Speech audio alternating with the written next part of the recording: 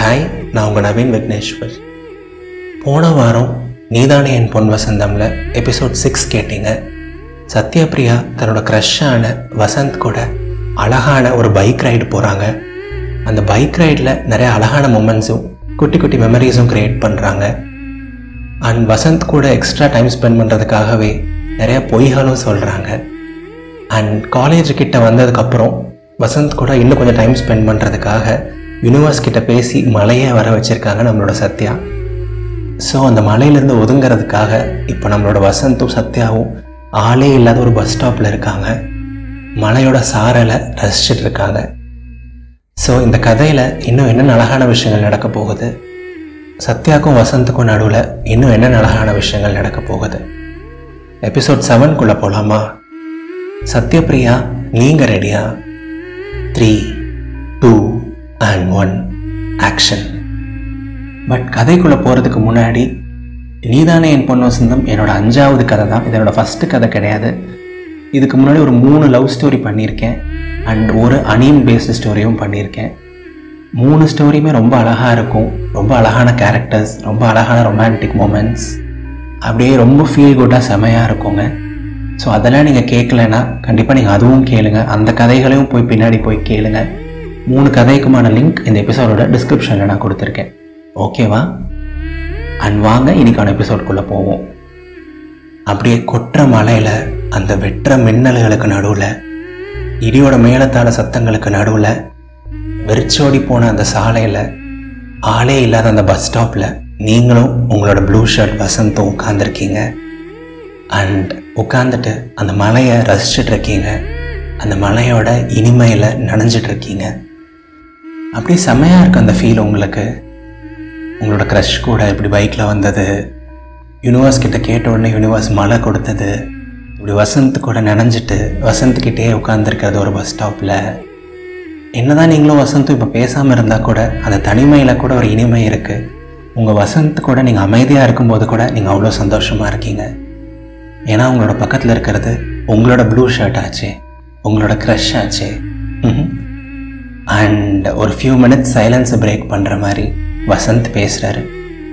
என்ன சத்யா, ரொம்ப நினச்சிட்டிங்களா அப்படின்னு கேட்குறாரு.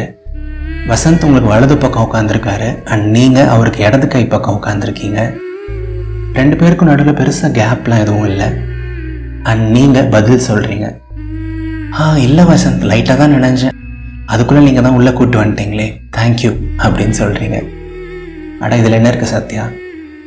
ஆமாம், நீங்கள் நல்லா நினச்சிட்டிங்களோ அப்படின்னு நீங்கள் கேட்குறீங்க. அதெல்லாம் ஒன்றும் இல்லை சத்யா, லைட்டாக கையில் உதறினா சரியாக போகுது, இதில் என்ன இருக்குது, ஸ்டீல் பாடி, ஒன்றும் ஆகாது அப்படின்னு சொல்கிறாரு. அப்படியே கெத்தா ஸ்டைலாக பேசுகிறாரு.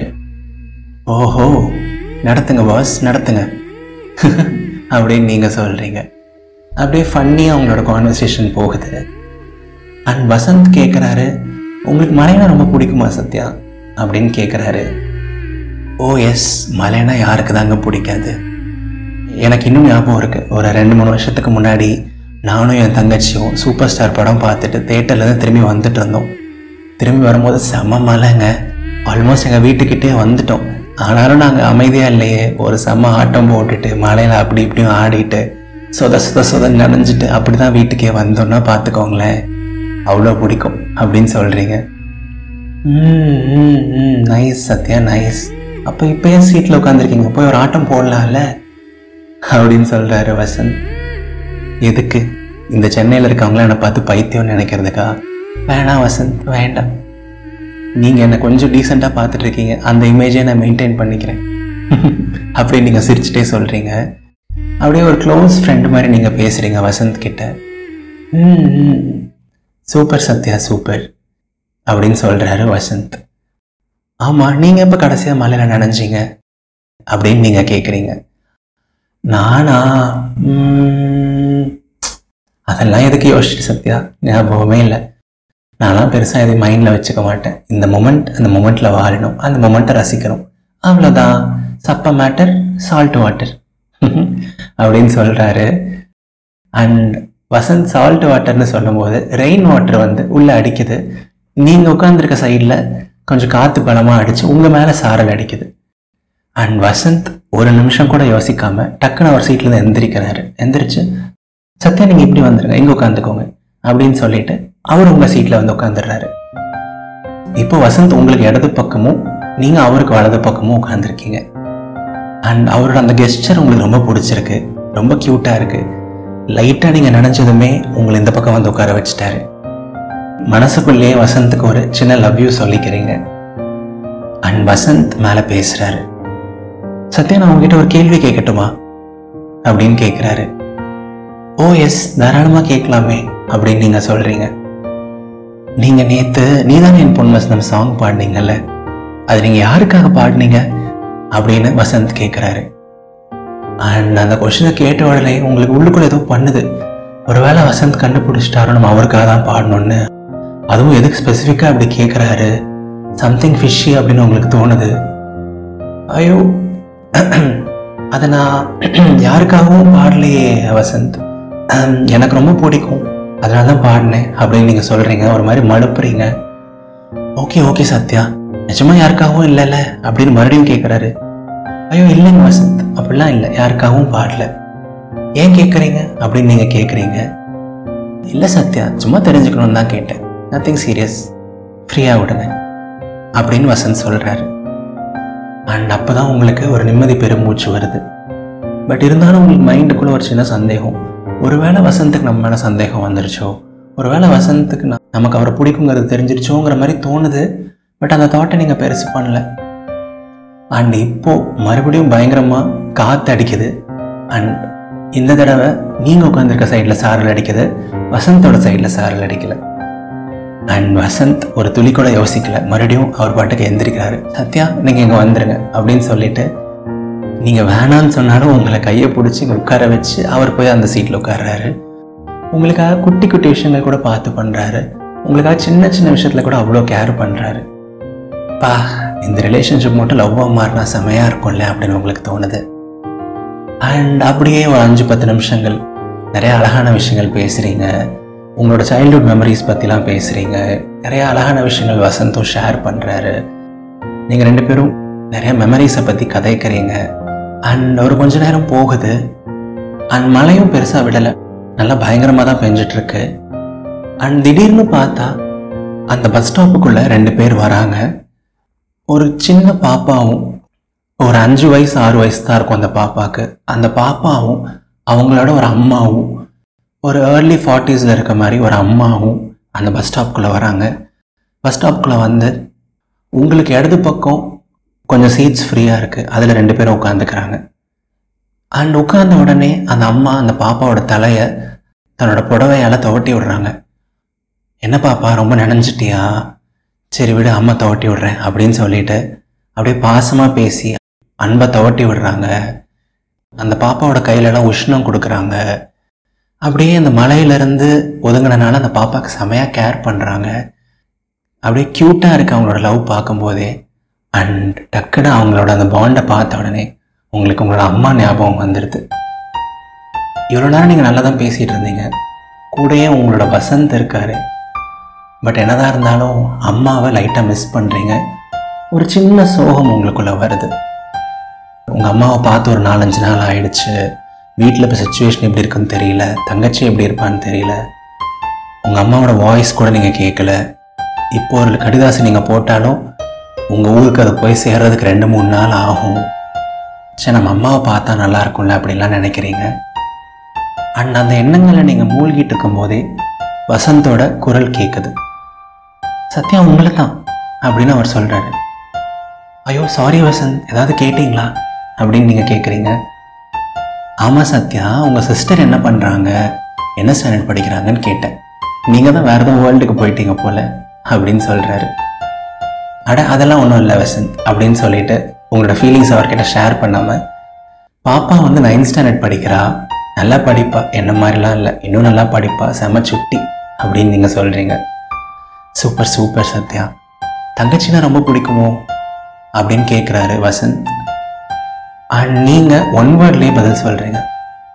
பிடிக்கும் வசந்த் அப்படின்னு கொஞ்சம் ஒரு லோ டோனில் சொல்கிறீங்க. ஏன்னா ஆல்ரெடி நீங்கள் உங்கள் அம்மாவை லைட்டாக மிஸ் பண்ணிகிட்டு இருக்கீங்க. அந்த அம்மாவையும் பாப்பாவையும் பார்த்ததுக்கப்புறம் அண்ட் இவர் வேற உங்களோட ஃபேமிலியை பற்றியே கேட்குறாரு. அண்ட் அம்மா என்ன பண்ணுறாங்க சத்யா, என்ன ஒர்க் போகிறாங்க அப்படின்னு கேட்குறாரு வசந்த். கார்மெண்ட்ஸ் ஒர்க் வசந்த் அப்படின்னு இன்னும் லோவாக இன்னும் மெதுவாக சொல்கிறீங்க. உங்களுக்கு ஒரு மாதிரி இருக்குது, லைட்டாக அழணும் போல் இருக்குது, உங்கள் அம்மாவோட மடியில் படுத்துக்கணும் போல் இருக்குது, உங்கள் அம்மாவை மிஸ் பண்ணுறீங்க ரொம்ப. பட் அந்த மொமெண்ட்டில் அதை எக்ஸ்ப்ரெஸும் பண்ண முடியல. அண்ட் நீங்கள் அழுது இந்த மொமெண்ட்டை ஆக்வர்ட் ஆக்க வேண்டாம், வசந்த் கூட இருக்க அந்த மொமெண்ட்டை இது பண்ண வேண்டாம் அப்படின்னு உங்களுக்கு தோணுது. Okay okay Sathya, fine fine அப்படின்னு வசந்த் சொல்கிறாரு. அண்ட் நீங்கள் ஒன் வேர்ட் ரிப்ளைலாம் பண்ணுறதை பார்த்துட்டு வசந்தும் கான்வர்சேஷனை பெருசாக இழுக்காமல் அப்படியே ஷார்ட்டாக முடிச்சுக்கிறாரு. அடுத்த ஒரு 5 நிமிஷம் அப்படியே அமைதியாகவே இருக்கீங்க 2 பேரும். நீங்கள் லைட்டாக சோகமாகவும் வசந்த் எப்பவும் போல் கேஷுவலாக வைபாகவும் ஜாலியாகவும் இருக்கார். நீங்கள் ஃபீல் பண்ணிகிட்டு இருக்கிறது உள்ளுக்குள்ளே அம்மாவை மிஸ் பண்ணுறதெல்லாம் வசந்துக்கு தெரியல போல். அதனால அவர் பெருசாக எதுவும் கண்டுக்கலை, மழை விடணும்னு சொல்லிட்டு வெயிட் பண்ணுறாரு. அண்ட் உங்களையும் பெருசாக அவர் டிஸ்டர்ப் பண்ணல, உங்களுக்கான ஸ்பேஸையும் கொடுத்துட்றாரு. அண்ட் ஒரு 5 நிமிஷத்தில் மழை லைட்டாக விட்டுருது. அண்ட் வசந்த் உங்ககிட்ட கேட்குறாரு, ஓகே சத்யா, மழை லைட்டாக விட்டுருச்சுன்னு நினைக்கிறேன், நம்ம கிளம்பலாமா, உங்களுக்கும் அப்புறம் ஹாஸ்டலுக்கு லேட் ஆகிடும் அப்படின்னு கேட்குறாரு. போலாம் வசந்த் அப்படின்னு சொல்கிறீங்க இன்னும் அதே லோவான டோனில்.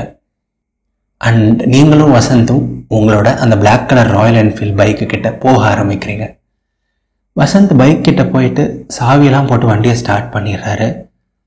வண்டியை ஸ்டார்ட் பண்ணிவிட்டு அதில் ஏறலான்னு போகிறாரு. பட் ஏறதுக்கு முன்னாடி டக்குன்னு ஒரு செகண்ட் நிறுத்துறாரு. நிறுத்திட்டு பைக்கை ஆஃப் பண்ணுறாரு. சத்யா, நான் ஒன்று சொன்னால் செய்வீங்களா அப்படின்னு கேட்குறாரு. சொல்லுங்கள் வசந்த், என்ன அப்படின்னு நீங்கள் சொல்கிறீங்க. கண்டிப்பாக செய்யணும், நோ சொல்லக்கூடாது அப்படின்னு சொல்கிறாரு.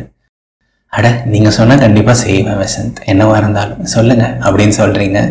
ஒரு சின்ன ஸ்மைலோட, நான் ஒரு இடத்துக்கு கூப்பிட்டு போவேன், கண்ணை மூடிட்டு அந்த இடத்துக்கு நீங்கள் வரணும், நான் சொல்லும் போது தான் கண்ணை திறக்கணும், ஓகேவா, உங்களுக்கு ஒரு குட்டி சர்ப்ரைஸ் அப்படின்னு சொல்கிறாரு வசந்த். எதுவும் சர்ப்ரைஸா அப்படின்னு உங்களுக்கு தோணுது. என்ன வசந்த் சொல்கிறீங்க, எங்கே கூப்பிட்டு போக போகிறீங்க, சர்ப்ரைஸுங்கெல்லாம் சொல்கிறீங்க அப்படின்னு சொல்கிறீங்க. உங்களுக்குள்ள ஒரு சின்ன ஆர்வம் வருது, என்னதான் உள்ளுக்குள்ள ஒரு சோகம் இருந்தாலும். இப்போ தானே சொன்னேன் கேள்வி கேட்கக்கூடாதுன்னு, வாங்க ஓகே தானே அப்படின்னு சொல்கிறாரு. கண்டிப்பாக வசந்த் போகலாம் அப்படின்னு நீங்கள் சொல்கிறீங்க. சரி ஓகே அப்படின்னு சொல்லிட்டு உங்களோட கையை பிடிச்சிக்கிறாரு, உங்களோட ஹேண்ட்ஸை ஹோல்ட் பண்ணுறாரு. அதுவே உங்களுக்கு செம ஃபீலாக இருக்குது. அண்ட் கண்ணை மூடணும் சத்யா, சீட் பண்ணக்கூடாது ஓகே அப்படின்னு சொல்லிட்டு தன்னோட வலது கையால் உங்களோட இடது கையை பிடிச்சிட்டும் தன்னோட இடது கையால் உங்களோட தலை மேலே லைட்டாக கவர் பண்ணிவிட்டு, நீங்கள் மலையில் நனையக்கூடாதுன்னு சொல்லிட்டு உங்களோட தலையை கவர் பண்ணிவிட்டு அப்படியே உங்களை மெதுவாக நடக்க வச்சு கூப்பிட்டு போகிறாரு. அண்ட் நீங்களும் அவர் சொன்னனால கண்ணை மூடிட்டே போகிறீங்க. நீங்கள் நடக்கும்போது ரோட்டில் வந்து அந்த மழை தண்ணி, மழையால் ஏற்பட்ட அந்த சின்ன சின்ன சேறு, சின்ன சின்ன கற்கள் எல்லாத்தையும் உங்களால் உணர முடியுது. பட் நீங்கள் எங்கே போகிறீங்கன்னு சொல்லிட்டு தெரியல. அப்படியே ஒரு 2-3 நிமிஷம் நடந்து போகிறீங்க. லைட்டாக மழை துளியெல்லாம் வந்து வசந்தோட கையையும் மீறி உங்கள் தலையில் விழுது. லைட்டாக நீங்கள் நினைறீங்க, வசந்த் நல்லா நினைறாருன்னு உங்களுக்கு தெரியுது. எங்கே வசந்த் போகிறோம், என்ன சர்ப்ரைஸ் சொல்லுங்களேன் அப்படின்னு கேட்குறீங்க நீங்கள் ஆர்வம் தாங்க முடியாமல். No Sathya, no, strictly no அப்படின்னு வசந்த் சொல்கிறாரு. ஓகே வசந்த் அப்படின்னு நீங்கள் வேணும்னே ஒரு லோ டோனில் சொல்கிறீங்க. அண்ட் ஒரு 2-3 நிமிஷம் கழித்து வசந்த் உங்களை ஒரு இடத்துக்கு கூப்பிட்டு போகிறாரு. அது ஏதோ ஒரு சின்ன க்ளோஸ்டான இடம் மாதிரி இருக்குது. அதுக்குள்ளே மழை துளி வரல, பட் நீங்கள் எங்கே இருக்கீங்கன்னு உங்களுக்கு தெரியல. கண்ணை திறக்கக்கூடாதுன்னு இப்போ வரைக்கும் சொல்லியிருக்காரு வசந்த். வசந்த் எங்கே நாம இருக்கோம், மழை பெய்கிற மாதிரி தெரியலையே அப்படின்னு சொல்லிட்டு கேட்குறீங்க. சத்யா, இன்னும் ஒரு 20 செகண்ட்ஸ் வெயிட் பண்ணுங்கள், உங்களுக்கு சர்ப்ரைஸ் ரிவீல் ஆகிடும் ஓகே அப்படின்னு சொல்கிறாரு. ஓகே வசந்த், கண்டிப்பாக அப்படின்னு நீங்கள் சொல்கிறீங்க. அண்ட் அடுத்த ஒரு 10-20 செகண்ட்ஸ் ரொம்ப அமைதியாக இருக்குது. வசந்த் உங்கள் பக்கத்தில் ஏதோ பண்ணிகிட்டு இருக்காரு, பட் என்ன பண்ணுறாருன்னு சொல்லிட்டு உங்களுக்கு தெரியல. அண்ட் ஒரு சில வினாடிகள் கழித்து உங்களோட காதில் ஒரு ரிசீவரை வைக்கிறாரு. ரிசீவரில் ஒரு வாய்ஸ் கேட்குது. சத்யா தங்கம், எப்படிடா இருக்க அப்படின்னு உங்களோட அம்மாவோட வாய்ஸ் கேட்குது. கண்ணை திறந்து பார்த்தா நீங்களும் வசந்தும் ஒரு டெலிஃபோன் பூத்தில் இருக்கீங்க. அண்ட் வசந்த் உங்கள் அம்மாவுக்கு கால் பண்ணி அந்த காலை உங்களுக்கு கொடுத்துருக்காரு. அந்த மொமெண்ட் உங்களால் நம்பவே முடியல. அம்மா, அம்மா நீயாம்மா, எப்படிம்மா இருக்க, எப்படிம்மா எப்படிம்மா அந்த லைனில் வந்த அப்படின்னு நீங்கள் என்னென்னமோ பேசுகிறீங்க, என்னென்னமோ உளர்றீங்க. டக்குனு உங்களுக்கு ஃப்ளோவாக ஸ்பீச் கூட வரமாட்டேங்குது. வசந்த் தம்பி எனக்கு ஒரு மணி நேரத்துக்கு முன்னாடி ஃபோன் அடிச்சிருச்சு. இந்த மாதிரி ரொம்ப நாள் ஆச்சு நீங்கள் பேசி, நான் சர்ப்ரைஸாக உங்களை பேச வைக்கிறேம்மா, நீங்கள் அந்த மில்லுக்கிட்டே வெயிட் பண்ணுங்கள் அப்படின்னு சொல்லிச்சு. நான் நம்ம மணி மாவு மில் இருக்கும்ல, அங்கே தான் இருக்கிறேன். அங்கே தான் 1 மணி நேரமாக இருக்கிறேன். நீ ஃபோன் அடிப்பேன்ட்டு கரெக்டாக ஃபோன் அடிச்சிட்டேன் அப்படின்னு சொல்கிறாங்க. அண்ட் ஒரு செகண்ட் நீங்கள் வசந்தோட கண்களை பார்க்குறீங்க. யாரு சாமி நீ, யாரு, ஏன் இதெல்லாம் எனக்கு பண்ணுற, எப்படி இதெல்லாம் எனக்கு பண்ணுற அப்படின்னு கேட்கணும் போல இருக்கு. ஆனால் நீங்கள் ஒரே ஒரு கேள்வி தான் கேட்குறீங்க. எங்கள் வீட்டுக்கு பக்கத்தில் இருக்க மில் நம்பர் உங்களுக்கு எப்படி வசந்த் கிடச்சிது அப்படின்னு. நீ அட்மிஷன் அப்போ இதானே எமர்ஜென்சி கான்டாக்ட் டீட்டெயில்ஸை கொடுத்துருந்த. நான் அந்த காலேஜோட பிரசிடென்ட் டி, பேசு உங்கள் அம்மாட்ட லூசு அப்படின்னு சொல்கிறாரு. அண்ட் நீங்கள் அடுத்த ஒரு 5 நிமிஷம், அடுத்த ஒரு 10 நிமிஷம் உங்கள் அம்மா கிட்ட பயங்கரமாக பேசுகிறீங்க. தங்கச்சி பற்றி விசாரிக்கிறீங்க, அப்பா பற்றி விசாரிக்கிறீங்க, பிரச்சனை ஏதாவது ஆச்சான்னு கேட்குறீங்க. உங்களால் நம்பவே முடியல. ரொம்ப நாள் கழிச்சு உங்கள் அம்மாவோட வாய்ஸை கேட்குறீங்க. ஊரில் இருக்க எல்லாத்த பற்றியும் விசாரிக்கிறீங்க. அவங்களோட ஆட்டுக்குட்டியை பற்றி விசாரிக்கிறீங்க. பக்கத்து வீட்டில் இருக்க மாட்டுக்குட்டிகளாம் பற்றி விசாரிக்கிறீங்க. கோயில் விசேஷம்லாம் எப்படி போகுது, கோயில் விசேஷம்லாம் எப்போ வருதுன்னு சொல்லிட்டு கேட்குறீங்க. உங்களோட ஆனந்தத்துக்கு எல்லையே இல்லை. ஒரு கொஞ்ச நேரம் முன்னாடி தான் உங்கள் அம்மாவை நீங்கள் அவ்வளோ மிஸ் பண்ணிட்டு இருந்தீங்க. அண்ட் நீங்கள் சொல்லாமே அதை உணர்ந்த வசந்த், உங்களை சர்ப்ரைஸ் பண்ணணும்னு சொல்லிட்டு பிளான் பண்ணியிருந்த வசந்த், உங்களை சர்ப்ரைஸாக ஒரு டெலிஃபோன் பூத்துக்கு கூப்பிட்டு வந்து உங்கள் வீட்டு பக்கத்தில் இருக்க ஒரு நம்பருக்கு கால் பண்ணி உங்கள் அம்மா கூட பேச வச்சிட்டாரு. இதுக்கு மேலே என்னங்க வேணும், இதுக்கு மேலே என்ன வேணும்? ஃபோனுக்கு அந்த பக்கம் உங்களோட அம்மா, அது ஒரு சொர்க்கம். ஃபோனுக்கு இந்த பக்கம் உங்களோட வசந்த், இது ஒரு சொர்க்கம். அப்படியே சொர்க்கத்துக்கு நடுவில் நீங்கள் மிதக்கிற மாதிரி இருக்குது. ஆனந்த கடலில் மிதக்கிறீங்க. அண்ட் ஒரு வழியாக மனசே இல்லாமல் அந்த ஃபோனை வச்சுட்டு வசந்தை பார்க்குறீங்க. வசந்த் உங்கள் கண்களை பார்க்குறாரு. பட் இப்போது உங்களோட இதழ்கள் பேசலை, உங்களோட கைகள் பேசுது. டக்குன்னு போயிட்டு எதை பற்றியும் யோசிக்காமல், எதை பற்றியும் ஒரி பண்ணாமல் வசந்தை டைட்டாக ஹக் பண்ணிக்கிறீங்க, இறுக்கி அணைச்சிக்கிறீங்க, உங்கள் நெஞ்சோட நெஞ்சா அணைச்சிக்கிறீங்க. அண்ட் வசந்தும் அந்த அரவணைப்பை ஏற்றுக்கிற மாதிரி லைட்டாக ரொம்ப ஜென்டிலாக உங்களோட முதுகு மேலே, உங்களோட தோல் மேலே கை வைக்கிறாரு.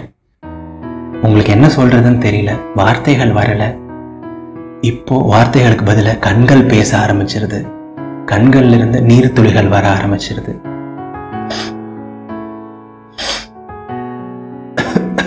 ரொம்ப தேங்க்ஸ் வசந்த், ரொம்ப தேங்க்ஸ் அப்படின்னு சொல்கிறீங்க.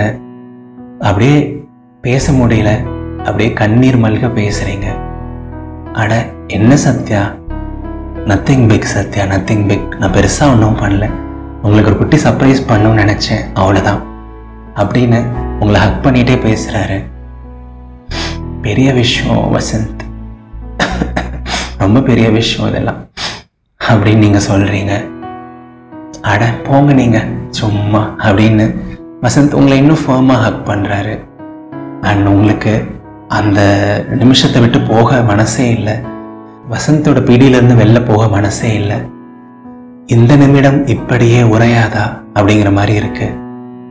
அப்படியே வசந்தோட அரவணைப்பில் மின்னல்கள் வெட்டுற அந்த மலையில் இடியோட ஓசைகளுக்கு நடுவில் உங்களோட காதலோட ஸ்பரிசத்தை உணர்றீங்க, உங்களோட காதலோட ஹார்ட் பீட்டை உணர்றீங்க. இதுக்கு மேலே என்னங்க வேணும், இதுக்கு மேலே என்ன வேணும்? வசந்தோட ஹார்ட் பீட் கேட்குறது செமையாக இருக்குது. இன்னைக்கு மட்டும் இல்லை, எனக்கும் சரி, பல வருஷங்கள் ஆனாலும் சரி, உங்கள் வாழ்க்கை முடிகிற வரைக்கும் சரி, வசந்த் தான் உங்களோட பொன் வசந்தம். நீதானே என் பொன் வசந்தம். ஸோ எஸ் டியர் மக்களே, கதை எப்படி இருந்துச்சு? கதையில் இருந்த அழகான ரொமான்டிக் மூமெண்ட்ஸ், அந்த குட்டி குட்டி மூமெண்ட்ஸ்லாம் எப்படி இருந்துச்சு? நீங்கள் ரொம்ப என்ஜாய் பண்ணியிருப்பீங்கன்னு நான் நினைக்கிறேன். ப்ளீஸ் உங்களோட கருத்துக்களை கீழே கமெண்ட்ஸில் சொல்லுங்கள். நீங்கள் ஸ்பாட்டிஃபைல வேறு பாட்காஸ்ட் ஆப்பில் கேட்குறீங்கன்னா எனக்கு மெயில் பண்ணியோ இல்லை இன்ஸ்டாகிராமில் மெசேஜ் பண்ணியோ உங்களோட கமெண்ட்ஸை சொல்லுங்கள். என்னோட Instagram ID Naveen Vigneshwar, NAVEENVIGNESHWAR. Link டிஸ்கிரிப்ஷனில் இருக்குது. இந்த கதை உங்களுக்கு பிடிச்சிருந்தா ப்ளீஸ் உங்கள் ஃப்ரெண்ட்ஸ்க்கும் ஷேர் பண்ணுங்கள். அண்ட் நான் ஆல்ரெடி சொன்ன மாதிரி நான் ஆல்ரெடி 3 அழகான லவ் ஸ்டோரிஸ் சொல்லியிருக்கேன். அந்த ஸ்டோரிஸ்க்கான லிங்க்கும் இந்த எபிசோடோட டிஸ்கிரிப்ஷனில் கொடுத்துருக்கேன்.